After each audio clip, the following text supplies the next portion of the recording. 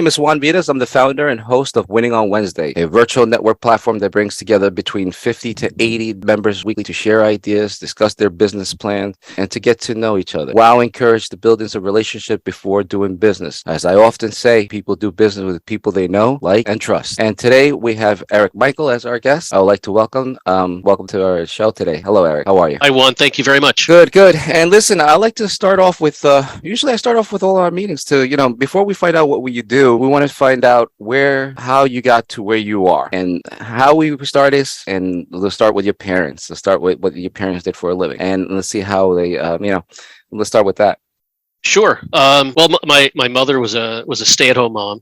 I guess from when I was born until when I was long gone from the house, she didn't work outside the house, so she just took care of the family and took care of the house. My dad, for as long as I can remember, was a real estate broker. At first working in another office, and then he opened his own office. And I spent a lot of time with my dad when I was a kid. And one of the things that he would do, when he got a good listing, for a house for sale that came in that needed work and was a good price and it looked like a good deal, a lot of times he would buy those and he would fix them up himself, after hours. So he would, during the day he would work in his real estate office. After hours he would go to a building that he purchased and he would fix it up because he was very handy. So I'm like 8 to 12 years old around that time frame. And I'd go with him and, I would help him fix these buildings up. And, I learned how to use all these various tools, and I learned, how to tell what's wrong with what's causing a problem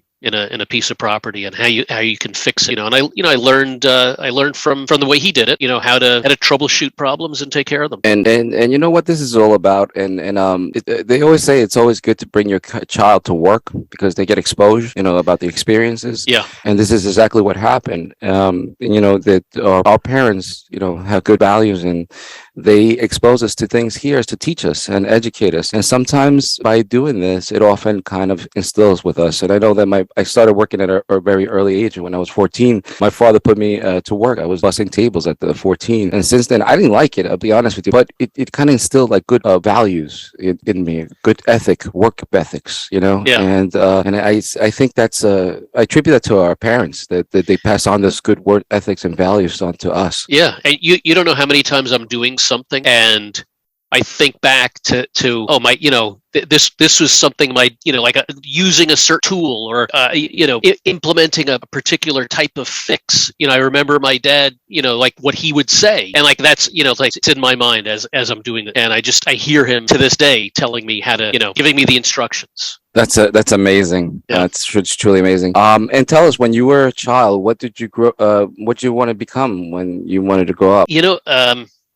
I guess the earliest concrete thing that I ever wanted to do was to become a lawyer, to do trial work. So, that sort of just came from watching courtroom drama TV shows. And, it looked exciting and interesting. And I had one of my skills is being able to put together arguments. And I looked at that and I'm like, oh, that looks like something that I would enjoy and that I would be good at. So, that's something that I always, that's probably the first concrete thing that I formulated as something I wanted to do. So, so watching the LA Law was like kind of like a hobby of yours, would you say? Would you say? Like it was more of the Perry Mason and Matlock. Oh, okay, got it. But same thing. It's watching, basically watching someone piece together a case. The process of starting out with a set of facts and figuring out what happened, and then convincing others that what you believe happened is what happened. Presenting the argument to others and convincing them that you're right. Right. And did you have any other interest at that time, any role models or anybody that kind of like stood out to you? It's funny. I was recently thinking about this, and I guess the U.S. founding fathers are a group of people that I always sort of admired, and I recently remembered that my childhood dresser set on the inside bottom surface had like an image of the Declaration of Independence, the Liberty Bell, the like the Constitution, so that like these things were subliminal messages, from even from the furniture in my room. And the U.S. founding fathers were a group of people I thought were, they were a unique group at a unique point in time that put together something, amazing and lasting. I think those are people that if I had any role models, it would be them. I saw Hamilton on Broadway, and I got to tell you, it was the best. But yeah, now I see it. That your hobby, since you were so entrenched with like with the history of the founding fathers and all that stuff. It naturally you went into law. It like I can see it now. You know what I mean? Like you can see why your interest ended up to where you were in law. So tell us. So do you practice your degree in or what you studied in? So somewhat. So I did go to law school, graduated, practiced law for about a dozen years. So I did. I actually did what I set out to do. And then, sort of a unique set of circumstances converged. I had a family member wanted me to help get involved and rehabilitate some real estate holdings, because real estate's been in my family, for a while. Not just my dad was a real estate broker. My uncle was. They both bought and sold properties. So, a family member came and said, "Hey, I could use some help with rehabilitating property," because I knew physically how to deal with things and I knew legally and administratively how to deal with things. So, he was asking me this for a number of years. And then, came a time when I was going to leave the firm that I was in. And, before I decided to, go to another firm, I figured, let me, do this, task for the family. And, so I got involved in that. And it lasted for a number of years, and I learned a new skill that was marketable, and then after a while, I began marketing the managing of buildings to third parties, not just, family owned properties. And one thing led to another. I stayed in that business, opened up my own property management firm, and I've been doing that ever since. And within the past year, I passed the point where I've now been doing property management longer than I practiced law. So now I've been doing property management now for 13 years. I practiced law for 12. But even now, while I'm, when I'm managing properties, I still use, my legal knowledge. There are a lot of instances. We can go over specifics, but I'll just tell you that there are many instances where I may have to deal with an insurance policy battle, or dealing with building documents for co-ops and condos and interpreting them and figuring out, who the responsible party is to pay for things. And, it enables me to come up with the answer without always having to consult with an outside attorney. And if we do need an outside attorney, it enables me to be able to communicate with them the way they communicate. And I can package the issue to them in a way that they understand. And it makes it a lot more efficient in getting results for my client, both in getting better results and in getting those results in a more cost-effective way. Yeah, I have to tell you, when it comes down to the law, you definitely need somebody to interpret that, because it's just like trying to figure it out. I was like, I don't know this language, you know what I mean? So Yeah. you definitely need an interpreter for the law in that case. So definitely somebody like you. But the fact is that you have a certain skill set that it can apply to a deal, that it's just it's great, because as a property manager, now that you have the experience and knowledge, it's a win-win battle. So that I wouldn't be surprised that a lot of people wouldn't be using you. You know what I mean? It's because you have a certain skill set that it's already comes in with a package deal. It's like a whole package deal. Like, you know what I'm saying? Yeah. When I tell potential clients, and I didn't used to. And someone told me a few years ago, they're like, listen, you need to tell people this when you're talking to a potential client. And I started doing that. And every single one of them, is like, wow, that's great. That's a big positive. Well, in choosing someone to manage your buildings, it, because if they know the law, it makes things a whole lot better. and you know what? It goes back to what I say all the time. You know, you hear me say this all the time. People do business with people they like, trust, and know. It's that simple. You really got to get to know people and trust them, and then the business will come. Yeah. And what you're doing right now, and by immediately telling people that you were a lawyer, it brings instant value because not everybody could go to law school, and not everybody that goes to law school passes the bar association. So it's a really, I mean, it's a bar, should I say? It's a really tough journey that not everybody could do it, but you've done it, and you have the experience and the knowledge, and you already have the skill set already for that. So that brings in instant, like immediate value. So when you go to a deal on a table, it's like immediate value. I'll use for me, for example, like I ran for public office, I ran for New York State Assembly, Right. and people that don't know me, okay, right off the bat, they, you meet a stranger, you don't know them, but when I tell them that I ran for state office, their tone, and the conversation changes to like what you just said. Wow, they want to know. They get intrigued. They want to learn more. You're Yep. basically selling the sizzle.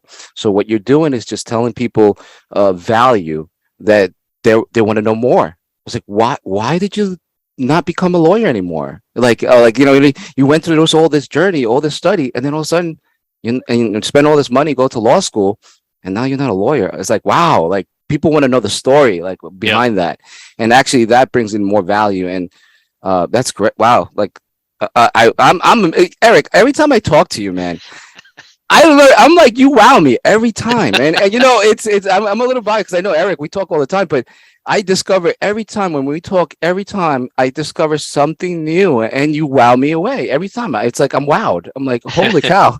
But Thank you, Juan. that's amazing. But tell us about when you decided to go on your own. Were you scared or nervous? Not not scared or nervous, because when I went on my own, I had already been doing this for family properties for Right. a number of years.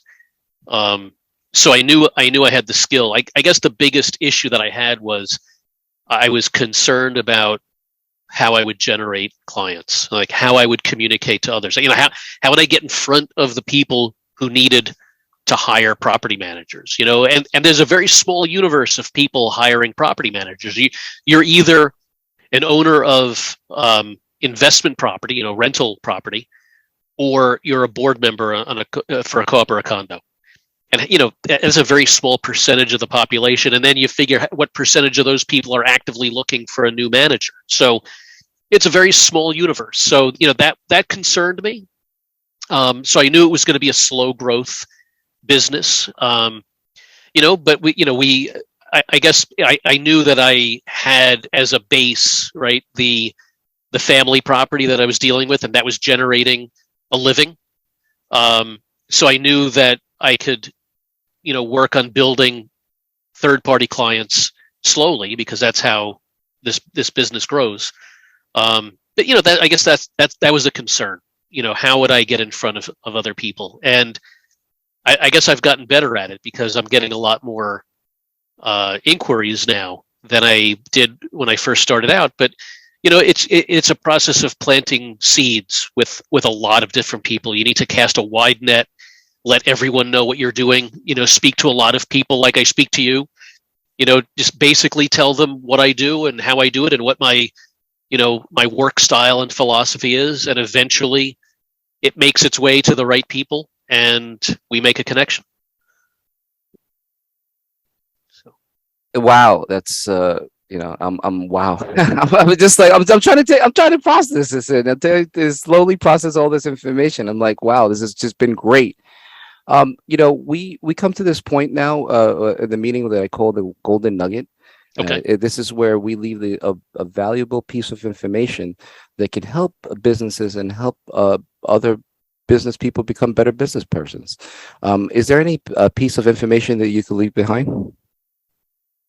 Um, I guess what I'll pick to highlight is something that, and I just told this to an intern. I had a summer intern that I was, trying to coach, not only to how to do the work for me over the summer, but trying to give them some value also to walk away with something. So I guess the best piece of professional advice that I've ever gotten is what I'll highlight. And when I was working at the first firm that I worked at after law school, and I was very green, didn't know what I was doing, and first professional job where, a lot of expectations were put on you. I had to draft a research memo for one of the partners in the firm. And after I was done with the memo, I delivered it to him and he reviewed it, and then he gave me feedback. And one of the things he said, I'm going to paraphrase because I can't remember exactly how he said it now, 25 years ago or so. But what he said was that whenever I deliver a work product to him or to anyone, I should do it in a way that I'm assuming that no one else is going to be reviewing it before it is used by the client or sent to court. Basically, to act like you're the last set of eyes on something, that you're it. No one else is going to correct any mistakes that you made. No one is going to make it better. You're the last stop before it's put to use. And I remember that, and I do my best whenever I work on something to put it in a condition where no one can make it better. Obviously, there's always room for improvement, right? You're never going to have a perfect product produced, but if you have as your goal when you're working on anything, it doesn't even matter what it is. It could be a professional task. It could be something that you're doing at home, for yourself. Any task that I do, I make sure that when I'm done doing it, I have given my best, and I've brought it to a position where I don't think anyone else can make it better. And if you have that attitude, I think you're always going to produce a high quality work product. And I think any client that you work for or any boss that you work for, if you keep that as the way that you conduct yourself, I think you're always going to produce results that people are going to be, happy that they're going to get value from your results. And if they get value from your results, then that means that you're going to advance and do better and be more successful. So that's the best piece of professional advice I ever got. Well, wow, that's been great. Wow. Again, I'm blown away. Thank you so much for sharing that. That's been great, and it's really important, as you say, communication and not to waste time. And I always say in marketing, when we try to get the message, I tell people, explain it to like you were like a 5-year-old, or because you got to remember, there's two types of audience that you got to make it really simple and get to the point, and to your point, you have to make sure it's the last letter that you send, to make sure that that's the last one, that it will get resolved. So try to send it as we were trying to resolve an issue, and be the last letter, so that you don't want to receive one. So that's a good way, good angle to. I never thought about that. That's really interesting. What client wants to get your work product and then correct it and make it better, right? And send it back. And, what do they need you for then? Yeah, and right? You're absolutely right. And it devalues you when you have a spelling mistake or missing, something like that. It just devalues you. So I strongly use, because listen, my thing is, I wasn't born in this country. I tell people I was born in El Salvador, and English was not my first language. So I'm always conscious of my grammar. You could have fooled me, Juan. Yeah. You can, so English is, I'm always self-conscious of my writing. So right. Thank God for technology, and thank God for AI. I use a program called Grammarly, and I have to tell you, Grammarly is like your English teacher that corrects everything. So before Grammarly, believe it or not, I used to send important emails or important documents to some of my friends to look it over. to Right. like a second pair of eyes. Hey, Eric, what do you think about this letter? What do you think about this email? Do you think this is good? Does it sound professional? You always want to, ask your friend or somebody, a professional that is, that knows no more than you. In my case, I had a friend who was an editor, so he would quickly, would correct it for me. But now I left him alone, and I have Grammarly, so and Right. they do that work for me. But wow, that's just been incredible. And tell us, do you belong to any organizations or anything that has helped your business grow? I belong to a few landlord organizations in New York.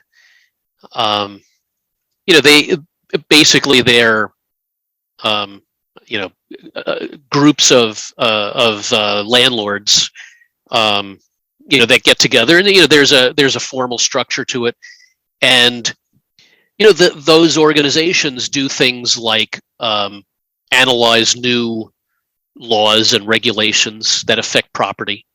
They distribute summaries of new laws. They'll have seminars, so they'll have attorneys at some of the firms that represent property owners, and those attorneys will be on a panel hosted by these organizations, and they'll give their explanation of what some new property related law means and what its impact will be, and what the practical effect will be. And whenever they put those on, I attend them, because what I do is manage buildings, and I need to know what the regulations are. So that's another area where having the legal background helps out, because I can go to these seminars where I have other attorneys analyzing the law and presenting it, and even though they present it in a way that's accessible to non-lawyers, it's always easier for a lawyer to understand what another lawyer is saying.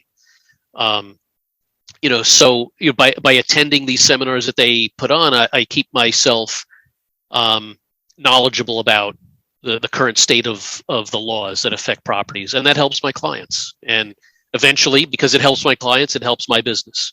And it's amazing that you still, I mean, and that you still do not practice, that you still, that the law, you still, in other words, you can't take the law out of you. It's No. still in you. You can't take the law out of you. It's still in you, and that you still go to these. This is truly amazing. And you see, that's another value, that you're up to date with the laws. And you're not a lawyer anymore, but the fact is that you're property manager now. That should bring even more value and more reason to work with you, because you're up to date with the codes of building codes, and you know how to dot your I's and cross your T's. And that, my friend, should be a no-brainer for people who are looking for a building manager. You know what I mean? Listen, I need you to speak to all of my potential clients. Hello, wake up, use them. It's a no-brainer. Why are you going to hire? Because you see what I'm saying. And in the other instance, somebody would hire a property manager, and then they would hire an attorney. And Right. in your case, you're getting the bang for your buck. It says, hey, you could save a lot of money just by using Eric. I'm just saying, that just putting it out there in the universe so that people can understand and know the importance of using Atlas. Property Thank you. management. No worries. And listen, and tell us something about you've come to the Wow networking group. Right. Tell us about some of the experiences you've had with Wow. I probably was a regular member, well, not member, but a regular attendee for, I don't know, a good 8 months. I've missed a number, but so what I can say is there are a lot of very interesting people in a wide range of professions and fields. I probably the most significant result of my attending is that I'm working with you now, doing some SEO work. So that's probably my strongest lasting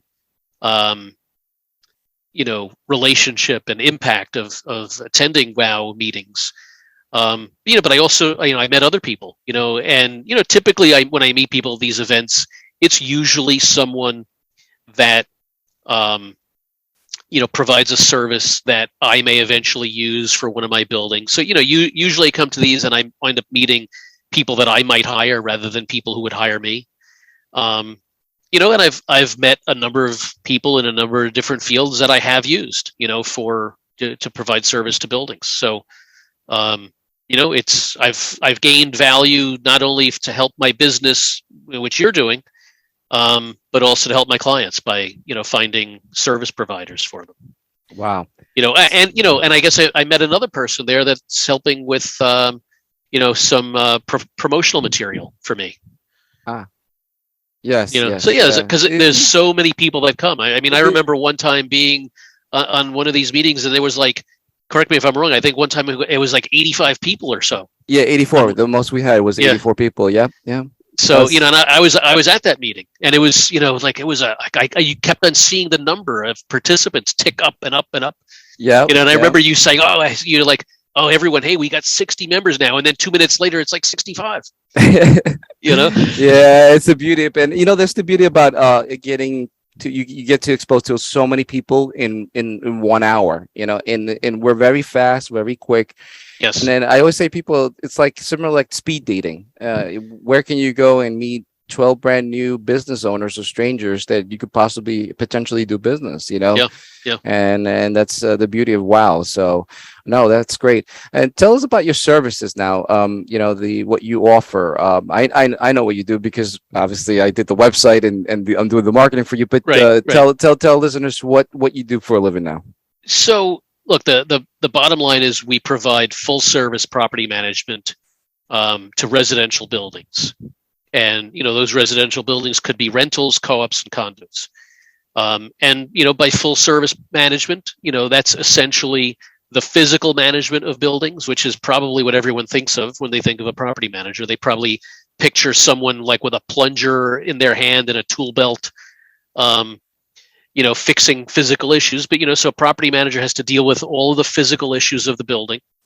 All the financial issues of the building. So we collect all the money, we pay all the bills, all the administrative issues. So we make sure that the building is in compliance with all of the rules and regulations that affect property.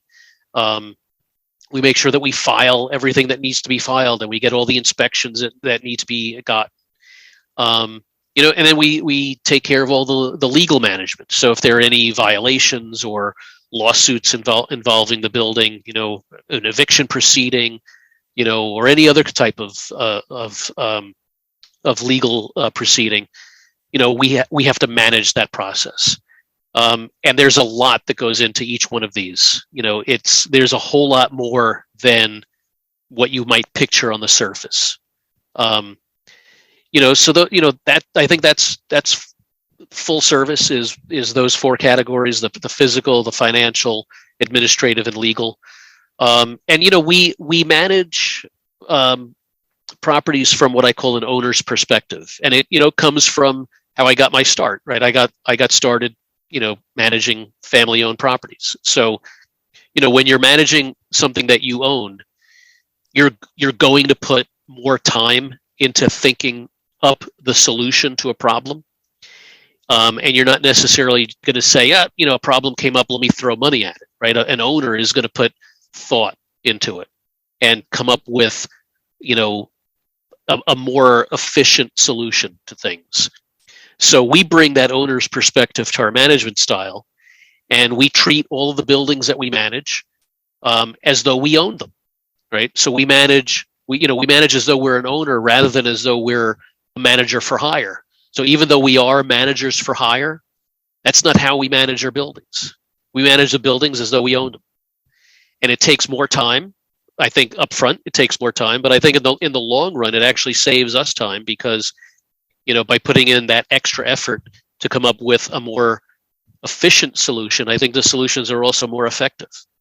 So I put more time, troubleshooting and coming up with a solution, but the solution is lasting. And I think in the long run, I spend less time overall by doing this, and it also serves the client better because they get a more effective and solution at typically a lower cost. because that's how an owner would solve the problem. They've got to balance effectiveness with cost, and that's what we do. We don't spend our clients' money lightly, because an owner wouldn't. So we don't. Wow. So that's our philosophy. It serves us well, and I think our clients appreciate it.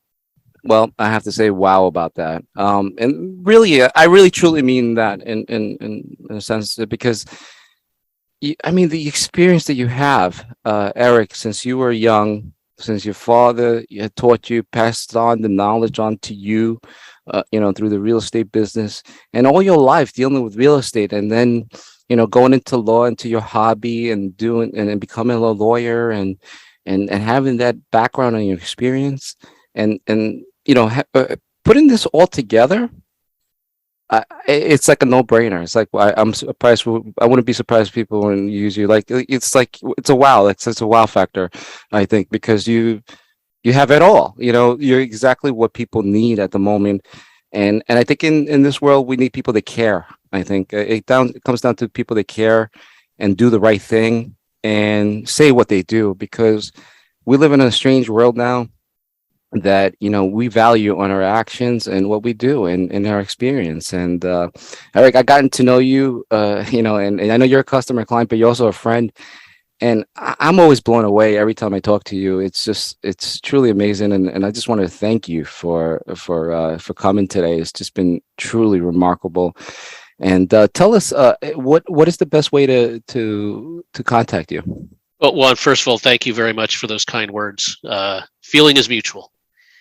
Best way to contact me. Our website is www.atlasnyc.com.